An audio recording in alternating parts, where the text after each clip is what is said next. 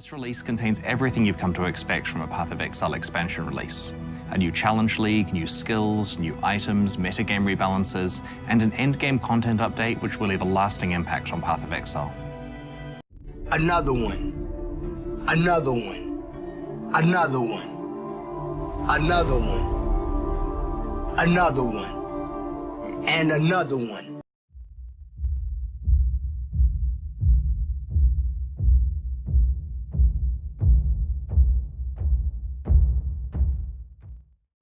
Welcome back, you filthy exiles.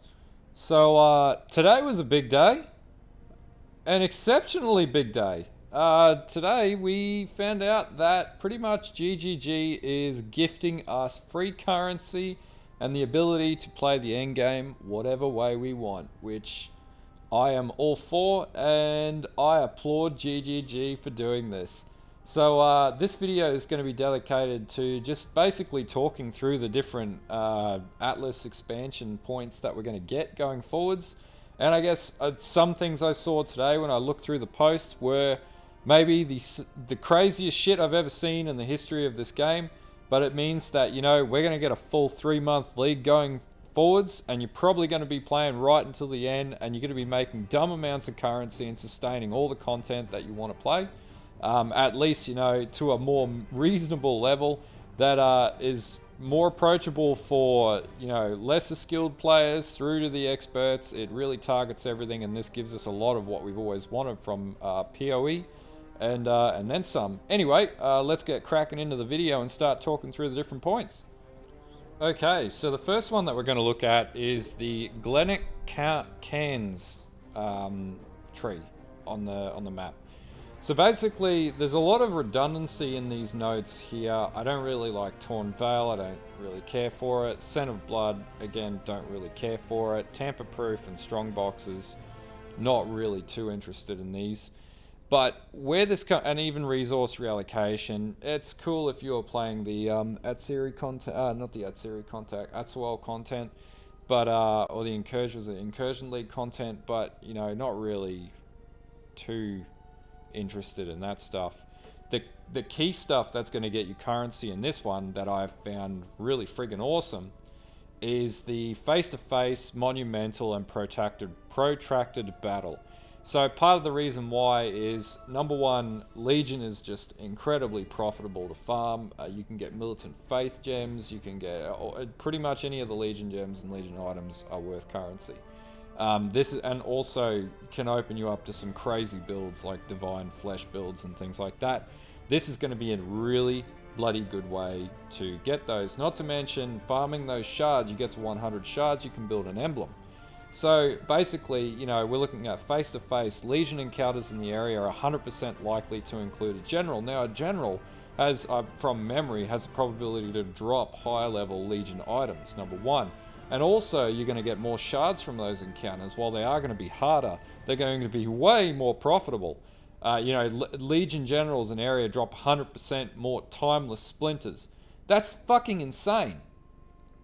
Anyway, areas have 10% more, so monumental areas have 10% additional chance to contain a Legion encounter. So basically, you know, 1 of 10 chance of getting more Legion encounters. You farm in Glennach Cairns, you're going to do well on those maps. Protracted battle. You know, Legion encounters in areas have 50% increased duration.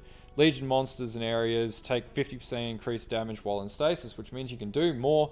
So you could super juice this up. You know, you could run Delirium modifiers on your maps and then run Legion encounters and just go absolutely fucking ham with farming Legion timeless splinters and basically just making a market out of selling timeless emblems, and that's going to earn you a shitload of currency. Not to mention, if you run the timeless emblems and you've got a bloody, a really good build that can handle a 5 emblem encounter, you're going to pick up some friggin' awesome loot in the process of that. So Glennach Cairns, I'm actually really excited for this node because I really want to get my hands, get my teeth deep into Legion farming this league. So Glennach Cairns I would put down as a Legion part of the map at this stage. Alright, so the second one is actually the Haewark Hamlet. So this is the next one that they advertised there. Now, there's a couple of things going on with this one that make this powerful. First of all, bribery nodes and syndicate drop or Syndicate nodes are going to allow you to get crafts much quicker, and also basically get you to crafting those higher tier items incredibly, at an incredible pace. But there's actually a better thing with this node, and it's to do with the new harvest content. So, harvest plots in area have 100% increased chance to grow tier 4 plants. That's pretty fucking powerful. Some of the crafts off those tier 4 crafts are incredible. So, if you were focusing on crafting ultra gear for yourself, Haewark Hamlet's going to be a good way to do that. The other advantage of this node here is not so much this Beyond Demons and whatnot. I'm not a big fan of Beyond the content, but essences. Essences are another reason why this is awesome. So when this bottom bar goes away, eventually, it's not doing it. There we go. So amplified essences found in areas are a tier higher. So if you're running T16 maps and you're running essences, you're going to get incredibly high essence drops out of this section of the map.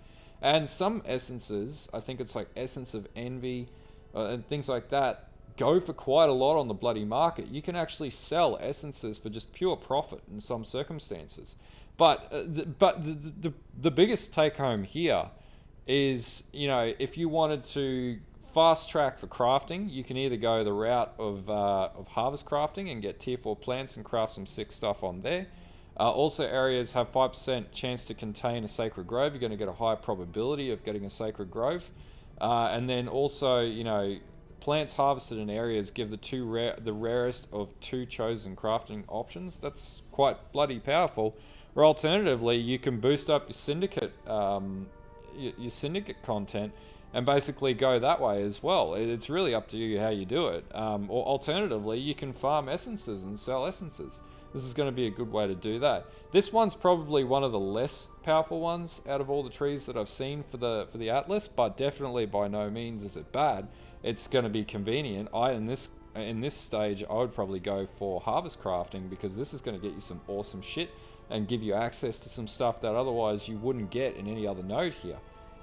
So yeah, this is Haewark Hamlet side of the tree from the way that I'm analysing it so far. Yeah, so I don't even know what to say about this one for Lex Ejoris. So this Persecutory Delusion. Delirium bosses in areas have 100% increased chance to drop unique cluster jewels. Like, what the So, Delirium encounters in areas are 100% more likely to spawn unique bosses. There's a 100% increase drop chance or drops of simulacrum splinters, and then increased chance drop of unique cluster jewels. Now, this could mean megalomaniacs, and even some of those sell for crazy amounts. Or this could mean bloody voices. You might actually be able to farm voices in this league based on how you juice your maps. If you're running orbs, if Delirium orbs or Delirious on your maps, and then you go and do this is, people are going to flog this straight away. Like, they're just going to go spam 100% Delirious maps and just go absolutely insane with bloody unique cluster jewel farming. That's what I'm going to be doing here. Maps found in areas have 10% increased chance of having layers of Delirium. So 10%, 1 in 10 chance, a 1 in 10 chance of Delirious encounters. And then on top of that, Delirious encounters in areas have 15% chance to generate 3 additional reward types. So it just seems like it's insanely profitable. Now, Cadaro Perendus, that could relate to headhunters. So if you wanted to go that route to try and farm headhunters, you could try and do that. Not necessarily the most profitable way to play that. I probably wouldn't touch this Friend of the Family node or this Prospero's Promise, but hey, it could be actually really good. The other side of this one is the Metamorph nodes. So find a samples. Metamorphs in area deal 50% increased damage.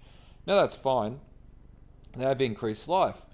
But 50% chance for rewards from Metamorphs in areas to be doubled. Now, if you've juiced your maps, there's a probability Metamorphs can drop EXALT. So if you had a double EXALT drop, and in some cases I've had triple EXALT drops, and that doubles with a 50% chance, that's a 6 Exalt drop off a Metamorph.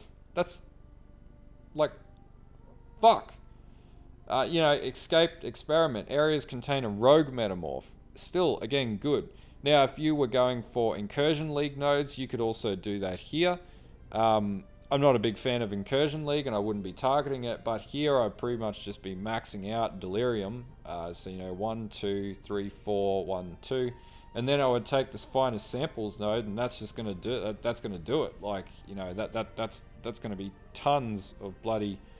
and like, what contains a Val Flesh Merchant? I actually don't even know what that is. And I'm sure we'll find out. Incursions in areas contain a Val Flesh Merchant. We'll find that out the hard way, I guess. But, yeah, some absolutely insane nodes in Lex Ejoris. This one is the one, so Lex Proxima was the one that caught my attention the most. This Sulfite Infusion node here, in particular, is what I find to be insane. White tier maps grant 200 additional Voltaxic Sulfite on completion. Yellow tier maps grant 350 additional Voltaxic Sulfite on completion. And red tier maps grant 500 additional Voltaxic Sulfite on completion.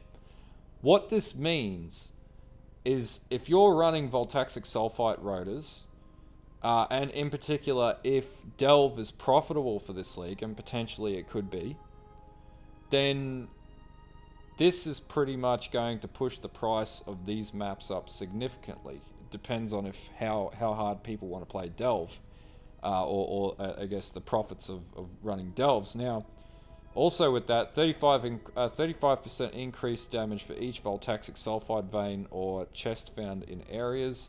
15% increased movement speed for each Voltaxic Sulfide vein or chest found in areas. That's an overall, and also Voltaxic Sulfide veins and chest in areas have 10% chance to contain double Sulfite, and then there's 20% chance for increased Sulfite.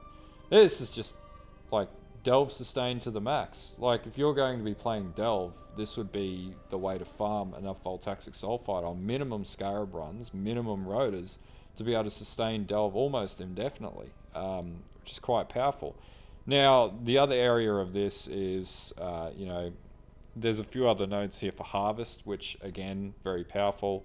So your Harvest monsters in areas grant 200% increased experience and additional monsters.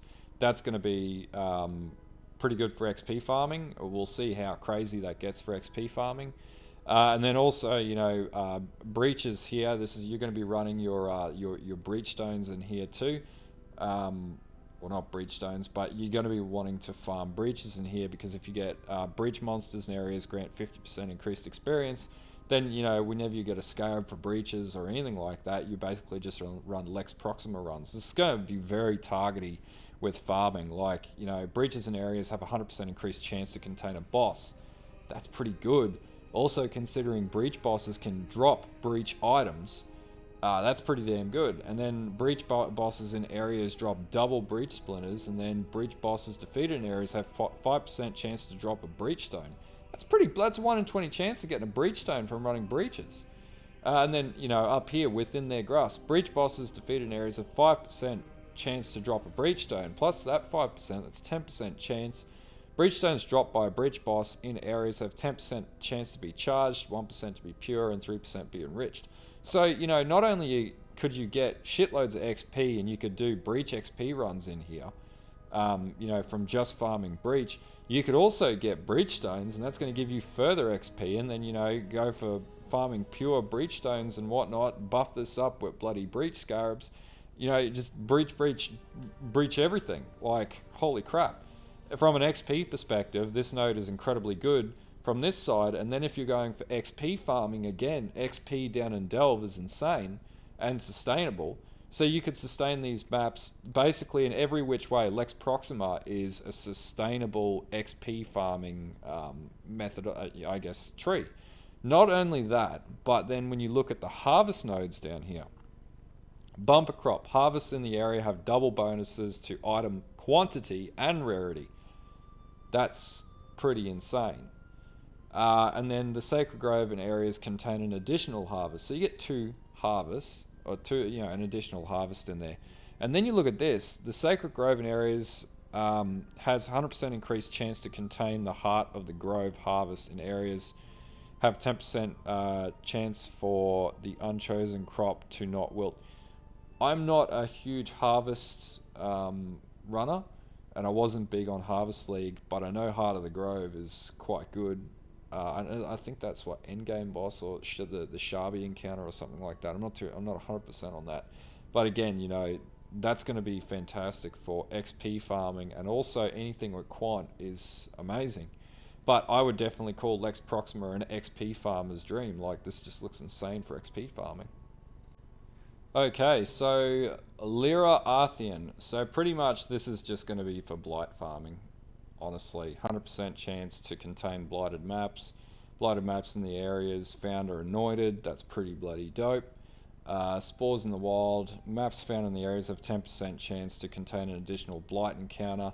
And on top of this, you get some heist nodes as well. Now, and also there's immune response.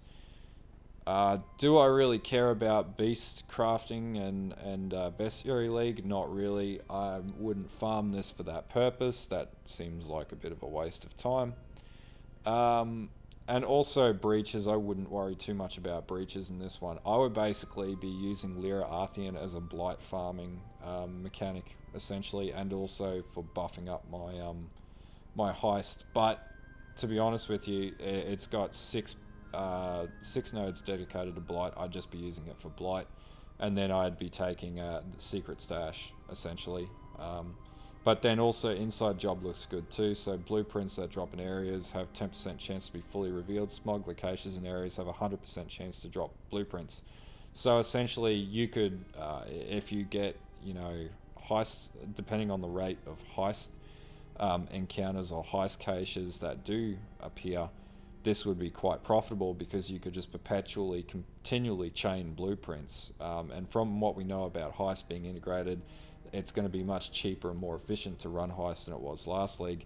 So not really too much about this one. This one is a little lackluster, especially I like the blight encounters, but they're really gauged towards people who enjoy playing blight, whereas I like heist and legion more so than any other league content. But again, still a very good tree, and definitely some target farmable content here. Okay, so new Vastir. Now, this is pretty much, again, another Legion node. It's just insane. So each Legion in areas contain, so from War Supplies, each Legion in areas contain an additional War Horde that's going to give you more splinters to get more emblems. Legion in areas contain 3 additional Sergeants, and they always have rewards. That's pretty fucking awesome. And then you look at emblematic. Timeless splinters dropped by Legion monsters in the area have 1% chance to drop as a timeless emblem. You could make an X in seconds doing that. That's really, really good. If we're looking at delving, again, for delvers here, completing Nico missions in areas grant 100% increased favor and can give you an additional Nico mission.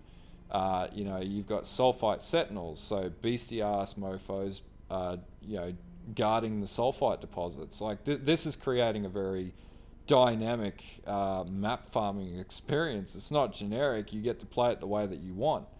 Maybe you want to tackle Sulfite Sentinels and bloody fight huge kick-ass monsters that are defending Sulfite. If that makes you feel like a god, and also a kick-ass delver, then you can do that too.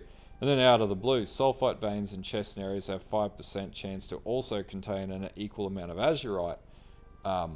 That's a lot of fucking Azurite. So, that's, again, a pretty good node. But what I really like out of this node, more than anything else, not really interested in Rogue Trader and what's going on down here. I'm not too interested in that. Abyssal Army. The Abyss monsters and areas grant 50% increased experience with 100%... Abysses and areas spawn 100% more monsters. That's crazy XP farming there. And then it gets better. Vault of Horde, and this is one that I saw today when I was looking at it. Abyssal troves and areas have 10% chance to drop a rare item with an abyssal socket. +3 level to Abyssal Troves in the areas, and Abyssal Troves in the areas have 2% increased item quantity. So what we're going to see is a lot more items that drop with Abyssal Sockets.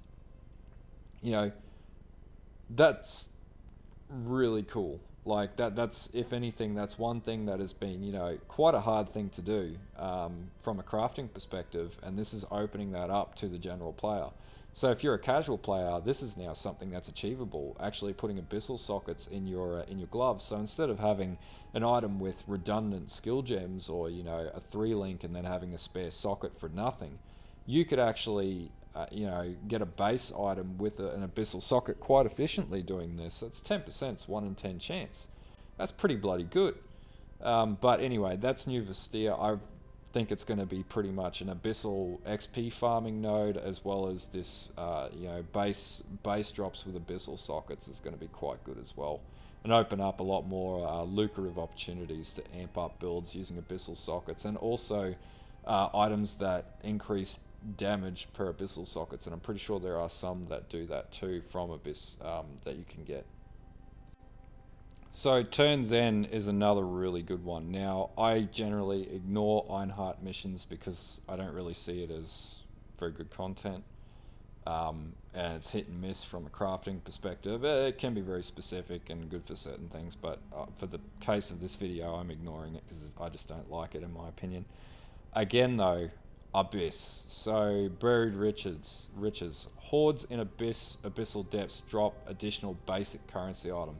Now, you know, that are Chaos Orbs basic currency, I would deem them as, so that might be a currency farm, a Chaos Orb farming node to take.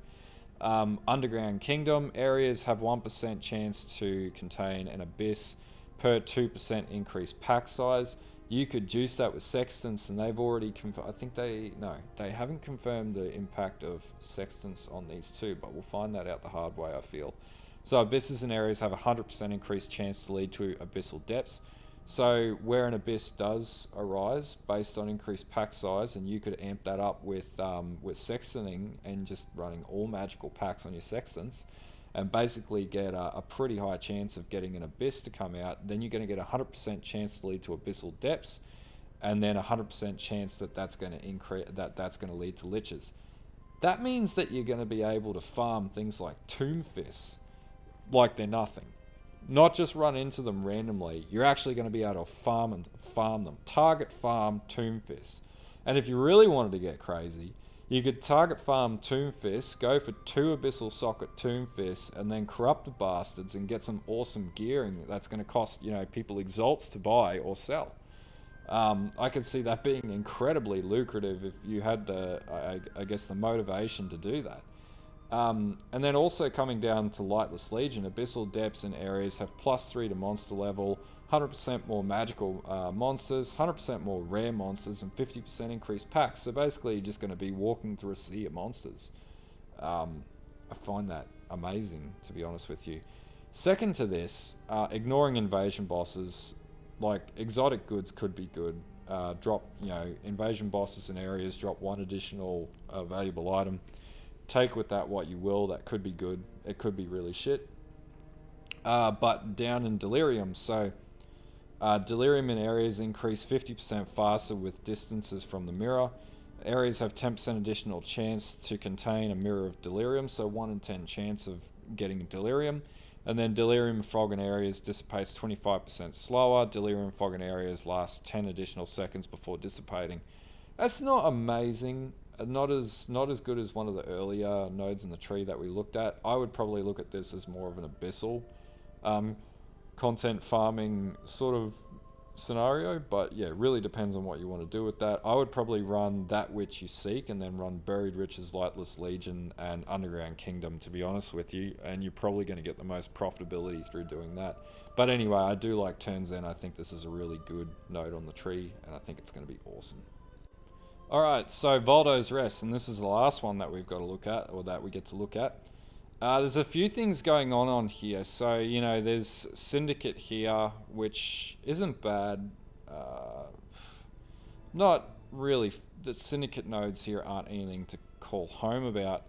Metamorph nodes, though, holy shit. So repeated experiment, you can have assemble an additional metamorph, so you can do a double metamorph run in this area, and then areas have 10% additional chance to contain a metamorph encounter, and then high yield metamorph bosses, which drop an itemized sample drop an additional itemized sample. Metamorph vat meters in areas require 50% less power to fill. So basically you can juice your metamorphs up. So you can have double down on your metamorphs, juice your metamorphs up. You could probably run a metamorph scarab and then just go quant, and then have an absolutely fucking insane metamorph encounter that is basically god level. Now the other good thing about this node, and this is the only one that I've seen, is for Harbinger content, we've got Ominous Arrival, which is an additional Harbinger, and up to one, and then Diplomatic Escort, so up to one Harbinger in areas is joined by reinforcements, whatever that means. So that could be quite good. But that actually, I wonder if Valdo's Rest is where, maybe they'll place the beach in Valdo's Rest. I'd be really interested to see if the beach will be moved into Valdo's Rest, because obviously the Atlas is changing in its entirety as well.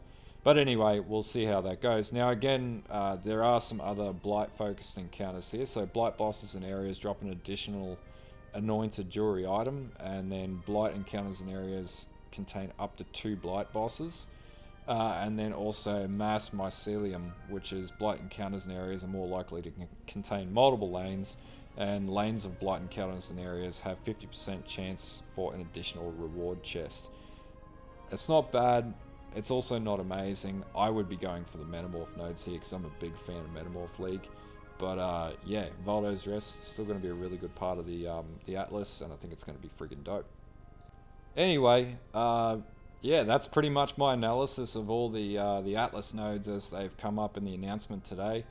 There's a lot of new content in this game that's coming out. I can only see that we're going to have one of the craziest leagues that we've ever had in this game, and we thought this time, or a little bit earlier in December last year, it was going to be crazy when they released the Conquerors, but I can see this being a whole different level, because not only do we have all of this content, we've also got the Conquerors, we've got Cyrus, we've got Bloody Elder, we've got Uber Elder, we've got Shaper encounters, we've got pretty much everything under the sun. This pretty much gives you, as you can see, and based on what I guess I've been going through and speaking to for the last little bit, this gives you the ability to really narrow down on how you want to play. Now the other side of it too is if you still want to farm things like Cyrus, because there are going to be things that drop on Cyrus that you're not going to be able to get through these encounters, or maybe you will be able to, but who knows.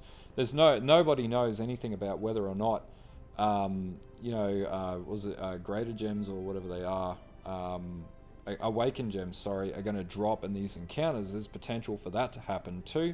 You know, we're going to have the Maven fight that's going to be coming out. We're going to have ritual content to cover off too. There's a whole list of shit. You know, we don't even know what the loot from the Maven fights or the boss fights to get to this stage is going to be like. Is it going to be good? Is it going to be bad? There's a lot of questions that we're going to be asking all throughout the league. I feel like we're not even going to learn much in the bloody patch notes. We're not really going to know shit in the patch notes. We're just going to be going, oh, the tree's changed here and these are the builds to play. But it's a little overwhelming how much they've added into the game, but in a good way, not in a bad way. I find that it's not necessarily confusing. It's just, what the fuck are we going to be playing all the league? It's really going to create new markets the way that, based on how people play. There's going to be, I guess, new guilding options. There's going to be probably new rota options. There's going to be, you know, God knows what. I feel like with some of these trees, some are better than the others in the map, and this is going to change the way that people sell maps. And I would say, just an early sort of estimate, if you get the right maps at the start of the league, then you could probably make a shitload of currency. And for example, where there's Atlas trees with Delirium encounters. Delirium encounters are always expensive, but this is also going to open up the ability to get things like voices. You know, we've got one part of the tree where there's a high chance, or there's a chance of getting unique cluster jewel drops. You know, people could be targeting voices. Who knows? Like, there's a lot of probabilities and a lot of chances and a lot of things here, and I'm sure there's a lot of people thinking exactly what I'm thinking, and I'm just voicing that on YouTube as some clown that's got probably not too much time, but feels like he wants to share something with people. But anyway, I'm excited, and you know, I'm going to be keeping on top of this stuff as it comes out, and I'll do videos as they come out and get everyone else G'd up, because we need to get more people playing Path of Exile. It's a fucking amazing game. Anyway, if this video gives you an idea of what to look forward to, and or if you didn't want to read through everything and I've done the hard work for you, then like and sub while I scratch my nose. And until next time, have a good one, and bye.